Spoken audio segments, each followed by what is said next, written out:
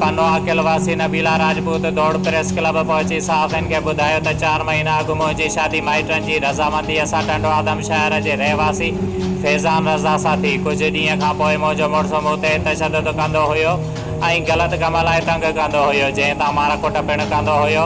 मां मजबूर थी घरां निकिरी पंहिंजे मामे वटि बांधीअ पातसि, जंहिं तां मुंहिंजो मुड़ुसु ऐं मुंहिंजे माइटनि सां मिली करे मुंहिंजे मामे ते कूड़ो केस दाख़िल करायो आहे ऐं मूंखे ऐं मुंहिंजे मामे खे मौतमार धमकियूं ॾेई रहिया आहिनि। आऊं कोर्ट में पंहिंजे मुड़ुस खां तंग थी खुला लाइ दरख़्वास्त पिणु ॾिनी आहे, जीअं त मूंखे तहफ़ुज़ मिली सघे।